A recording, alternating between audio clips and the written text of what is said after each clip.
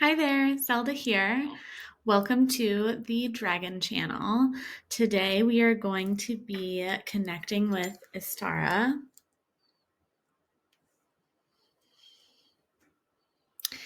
I'm going to be channeling some messages from her and sharing any wisdom that she has to offer. She has decided to use, I did pick based on which dragon would want to use this deck today because I'm really excited. It's a new deck for me, and I have been waiting so long for it to be time for me to have ordered this deck. But it doesn't surprise me that Istara loves it because look, it's like this beautiful black dragon on the back, and it kind of looks like her a little bit. But yeah, the deck that we're going to be using today is the Smoke, Ash, and Embers Tarot deck. It is from Three Trees Tarot, and I'm super excited. I also have the Oak, Ash, and Thorn deck that is like the other Precious Woodland Creatures one. So I will be eventually doing a video with that deck.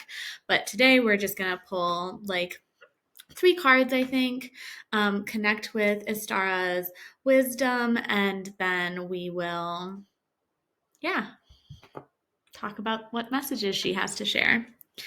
Um, I'm going to spritz some of my Platinum Dragon Spray, which helps me in connecting to guides. I make this, so if you ever want some, you're welcome to connect, and I will send you one.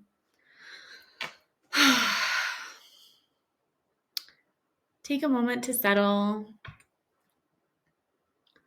I'm calling in Istara in particular, but also the wisdom of our guides, of dragon teams and lineages, the wisdom of our past, present, and future selves in this and every timeline, supporting and honoring that you will be able to take what is meant for you and leave the rest, using your sacred powers of discernment to know what messages are meant for you and which ones you can leave behind. So,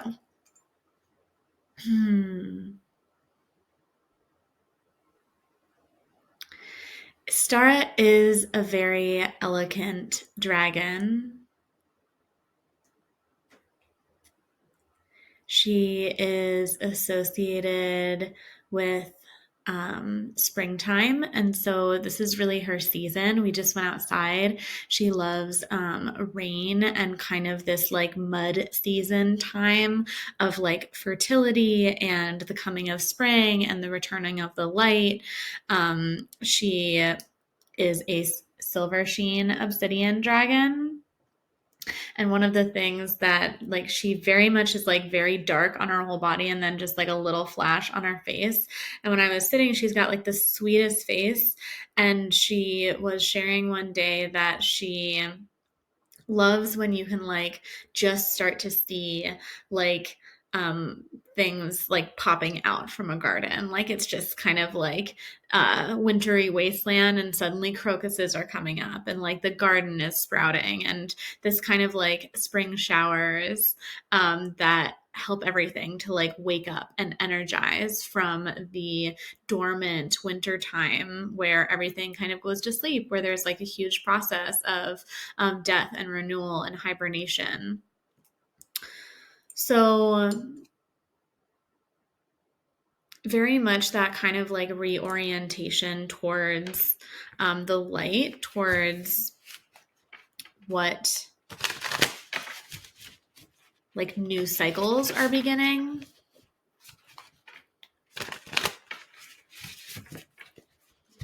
So let's pull a couple tarot cards just to see what messages Istara would like to share with us.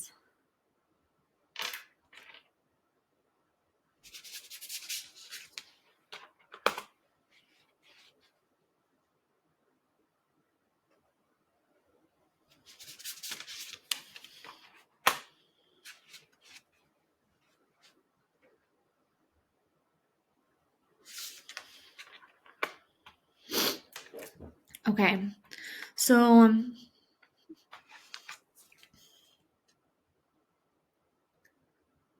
the Eight of Wands,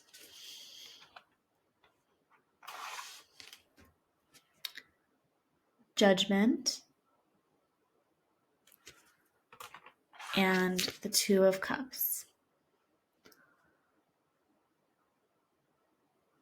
I love the art on these.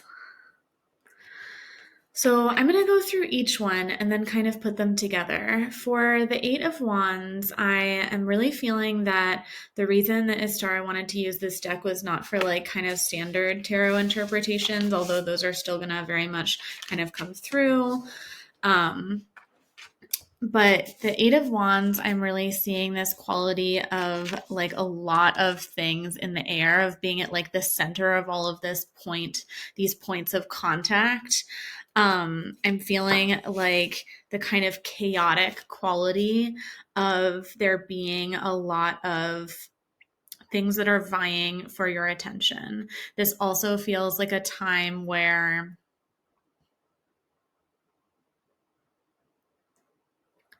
you may need to be, I just talked about the sacred power of discernment, but like you may need to be discerning about like what needs your attention and what is the most urgent thing, and how do you find your quality of like good enough. If you're doing something and eight more things come into your email that need to be done, which ones of those things need to really be done today? Which of them can wait till tomorrow? And where are you maybe expending energy on things that you don't have any control over?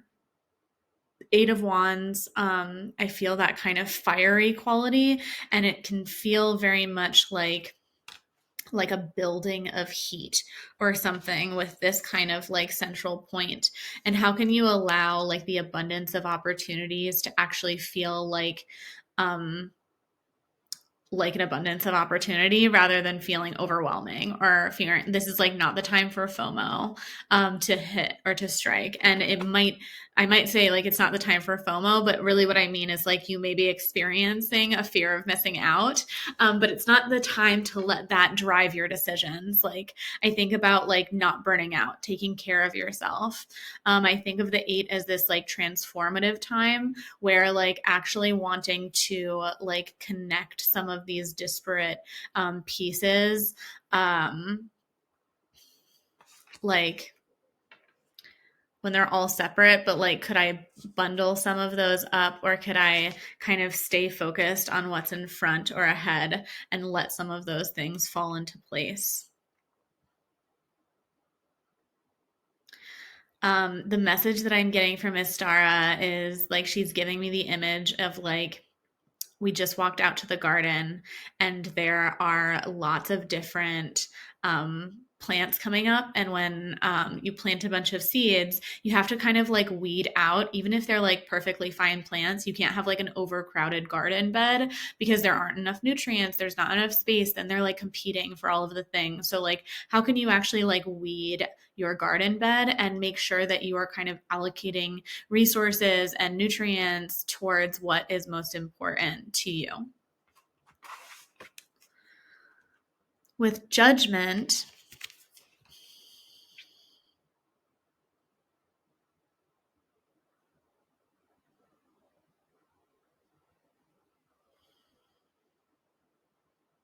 feeling a lot of awareness in my like upper arms, almost like pushing away or pushing back from something. That's also like a push to me, feels very boundary oriented and boundary related in terms of like developmental movements and movements in the body. I really hear about like the Judgment card is towards the end, right? It's right before the Word card in the tarot major arcana.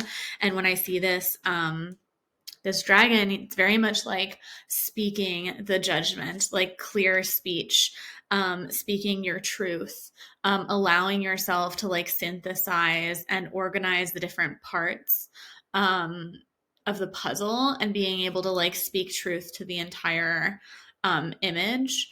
Also, like, not, there are fish in the corner of this that are kind of like, I don't know. It almost seems like the fish are in a conversation or something, but that the dragon is like speaking its truth, and like whatever the fish are talking about is irrelevant, right? So I kind of hear like not getting distracted by like squabbling or what other people are going to say or any kind of like unconstructive criticism around what is best for you and what your truth is, and just allowing yourself to speak it. I also really see, and I felt really warm, that there's actually like a difference in coloration. Like right here, there's like a red. And so it feels like allowing your truth or allowing that judgment to be really embodied and really heart centered, and not really like,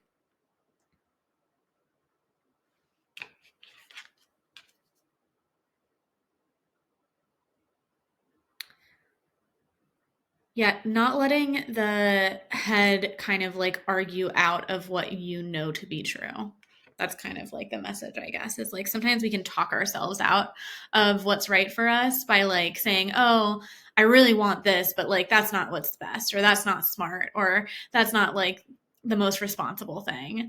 Or we can talk ourselves out because it's like, oh, well, I didn't feel that way a week ago, and we can really get ourselves stuck in places, really arguing why we should or shouldn't feel something, when in reality, sometimes things change really quickly. And, you know, it's eclipse season, so that is especially true. That doesn't mean we have to make like rash decisions based off like impulsive feelings. It just means that, like, if you're getting a feeling repeatedly, you don't need to talk yourself out of why that is or isn't true. You're actually really welcome to trust yourself. And I encourage you to do that. It also feels very hopeful to me. Like I'm struck by like these little fireflies and kind of like allowing those to hold some like magic or delight in like decision making process. Like I think of like connecting, and Istara very much is connected to like Fae energy. She's a really like iridescent almost dragon, that kind of feels like she has a lot of flower and fae energy with her. um she still kind of reveals herself to me, and it almost feels like she like blossoms open more and more like a flower, and with this very natural way. She also seems connected in some ways, maybe to like rain even. It is raining right now, and I live in Colorado, and there's not a ton of rain here, and it doesn't feel like an accident. Like she feels very like, I don't know, like wriggling about in the dewdrops. And so I also think about like, I don't know whether you're in the northern hemisphere, whether it's spring where you are, but if there is some sort of like seasonal delight or transitional delight, how can you like allow yourself to actually delight in that, to like relish and enjoy and luxuriate in the positives and in the delightful things that are happening, without like clinging onto them and like refusing to be present with other things that are in your life as well. She also says to like that delight can oftentimes be associated with like the ephemera in each season.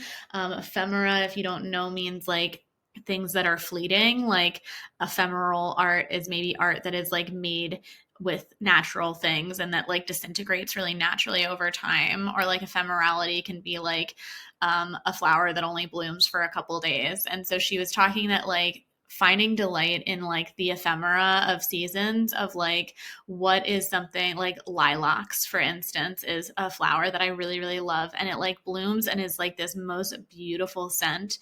And it just like is so luxurious, and it like fills up the home. If my windows are open, it fills up the streets. And then like in a week, it's just gone. You know, it's, you know, we've moved on to a different type of floral wafting through the streets, or cottonwoods like flowing through the streets, you know. And there's so much in the season that is about these rapid death and rebirth cycles, and that the ephemera is can be found in every moment, right? Like even though the ephemera of the lilacs is over, there's a new ephemera that has begun. And like how can you apply this to your own life too, of like sometimes the little things, like I think of like a kid getting older, right? That like the growing up phase is so precious in many ways, and that people kind of like hold on to those firsts and those moments of delight and enjoyability. And I actually think of like, how can you have the same reverence for your own inner child and for the own steps and newness of what you are learning in your life? um, Yeah, how can you like be just as proud of like your adult baby steps that you take that are like profound movements towards what you have never done before, like profound acts of courage. What failures can you celebrate, right? What growing process can you actually step into and allow your judgment of those to be positive and skewed in your favor? That does feel really connected to those two cards. And it also feels connected to the Two of Cups. The Two of Cups really feels like I just see this like these little adoring faces, like, oh, so cute of these dragons, and like how they're kind of like curled around and like, looking at each other. And it's just like, it feels really sweet. It feels playful.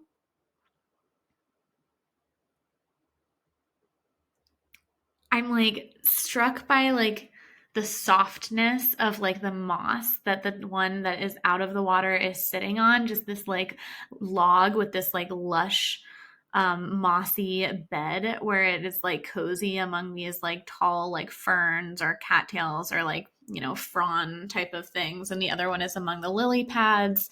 The Two of Cups really feels like this very playful, like I feel like they're gonna like touch noses or something, um invitation to like reconnect with parts of ourselves, and really to like hold hands almost with um, any parts of our like emotional well-being that is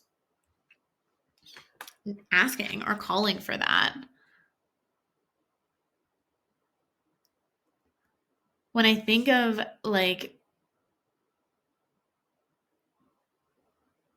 celebrating the ephemera in our own life, I feel like Istara is kind of illustrating this. I'm seeing this image, right, of like reaching out and kind of reaching in and taking our own kind of hand in that. I see like this kind of like weaving back together, or almost like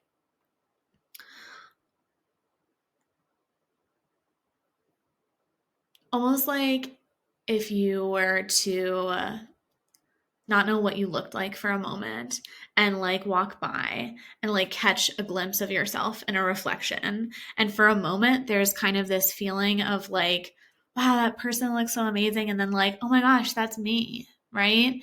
And, this can happen actually in a negative way too, if you feel like some sort of dysphoria or dysmorphia. But when I'm speaking about this, I'm thinking of like, how can you allow yourself to have these like fresh eyes to almost look at your like reflection, and to like allow a part of your reflection from where it's like been submerged to like actually emerge into the light and be like admiring qualities of like, I don't know, if you're learning something new, how can you take time to appreciate your growth? How can you celebrate yourself? How can you make a list of the things that you love about yourself? Self, like an opportunity for self embracing, feels like part of what Istara is sharing.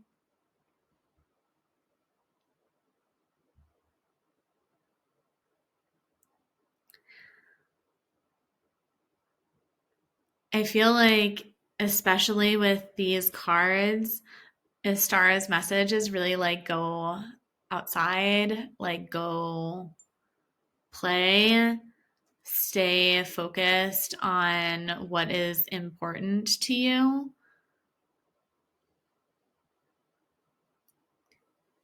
And like, how can work and play actually like hold hands with each other? That like, if you are feeling um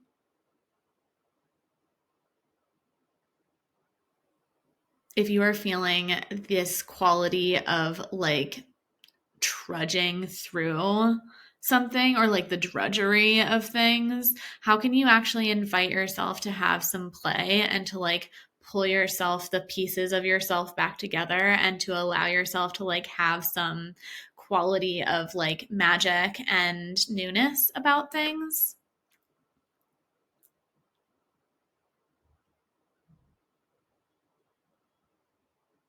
Yeah, I think that's a star's message.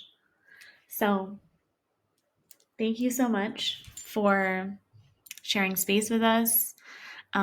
She is a sacred seed keeper, I think. Like she loves to work with that kind of like planting of seeds and new growth that new seasons offer. And so I think of like what do you need from like the seed keeper? What things are you planting? What things are have you already sown and been nurturing and can start to harvest or trim and weed the garden bed for? Just a lot of that kind of imagery. And also like if you're gardening, make sure you're going outside and appreciating that and smelling the flowers as they blossom, not missing the beauty of this season of your life, even as there is so much in the world to be challenged by right now.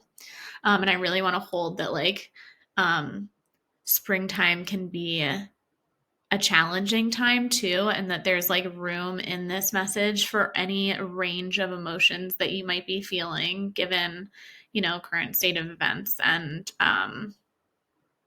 attacks on human rights. So yeah, just, not to kind of like take it there, but I feel like the judgment card really holds the kind of like desire, like when I see those fish kind of squabbling and when Istara's message was like around like focusing on these smaller things, it's like, don't let those harsh decisions bring you out of the joy and delight that is your birthright in this world. Um, okay. Thank you so much, each and every one of you. I really appreciate sharing this space with you. I love getting to thank you, Istara. Feel free to let me know what you think, if you have any requests or anything in the comments, whether this resonated with you. And I always appreciate if you share it with someone if you think that they would appreciate it too. Until next week, bye.